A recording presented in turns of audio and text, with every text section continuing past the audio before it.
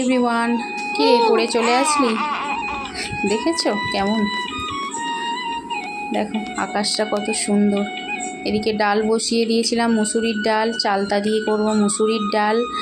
আর এদিকে সবজি কেটে নিয়েছি, পাঁচমিশালি সবজি দিয়ে একটু চিংড়ি মাছ দিয়ে তরকারি হবে। সিলেতে মশলা বেটে নেবো, কালো সরিষা, সাদা সরিষা, কাঁচা লঙ্কা আর নুন দিয়ে বেটে নেবো। আজকে করব কচু পাতা, অনেক দিন থেকে ইচ্ছা করছিল কচু পাতা চিংড়ি ভাপা, পাতুরির মতো বানাবো। তোমরা দেখতে থাকো। দেখো ও আবার এসে ছোলা সেদ্ধ খাচ্ছে একটু। এইদিকে দেখো আমি কষিয়ে দিয়েছি, শুকনো লঙ্কা দিয়ে দিয়েছি আর গোটা সরিষা দিয়ে দিয়েছি।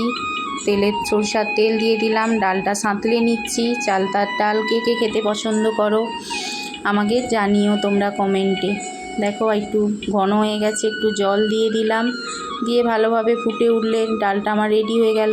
এদিকে দেখো চিংড়ি মাছ লবণ হলুদ মাখানো, মশলা বাটছি, আর ওইদিকে অ্যাকোয়াগার্ডে জল পড়ছে। এদিকে দেখো আমার ডালটা ফুটে উঠেছে। এবার আর কি নামিয়ে নেবো, মশলাটাও বেটে নিলাম, ডাল রেডি হয়ে গেছে। এবার এদিকে কড়াইতে গরম হয়ে গেছিলো, পরিষ্কার করে গরম করে নিয়েছি তেল দিয়ে।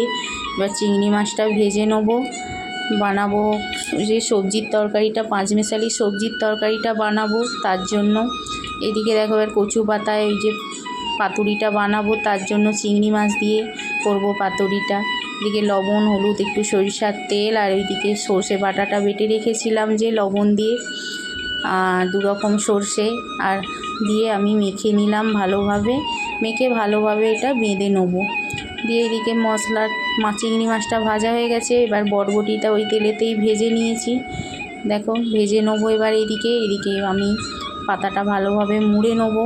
ছাদে পাতা হয়েছিল, টবেতে আর কি কচু পাতা হয়েছিল, অনেক দিন থেকে ইচ্ছা করছিল। দেখো এবার এদিকে এটা কচু মূলোর তরকারি বানাবো। এবার পাঁচফোড়ন আর তেল দিয়ে ভালোভাবে কষিয়ে নিচ্ছি কড়াইতে। এবার এদিকে দেখো সব রকম সবজি দিয়ে দিলাম, দিয়ে আবারও ভালোভাবে কচু টচুগুলো কষিয়ে নেবো ভালোভাবে সবজিগুলো।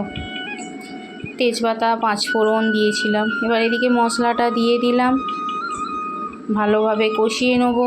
তোমরা কি এরমভাবে কচু মূলো আরও অনেক রকম সবজি দিয়ে খাও চিংড়ি মাছ দিয়ে?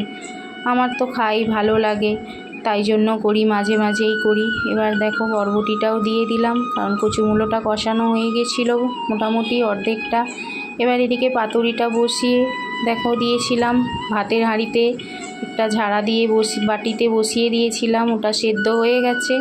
আমার তরকারিটাও রেডি হয়ে গেছে, সেদ্ধ হয়ে গেছে। চিংড়ি মাছটা দিয়ে দিয়েছিলাম, ওখানে মাঝেই দিয়ে দিয়েছিলাম। দেখো আমার রেডি হয়ে গেছে, থালা সাজিয়ে নেবো।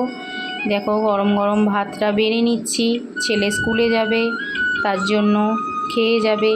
দেখো ও তো পাতুরি খেতে পছন্দ করছিল, অনেক দিন থেকেই বলছিল। দেখো তরকারি দিয়ে দিলাম, একটু সবজির তরকারি এদিকে, আর পাতুরিটাও দিয়ে দিয়েছি, কচু শাকের পাতুরি আর কি।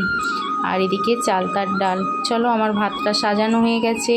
ভিডিওটা কেমন লাগলো কমেন্টে জানিও। ভালো থেকো, সুস্থ থেকো সবাই।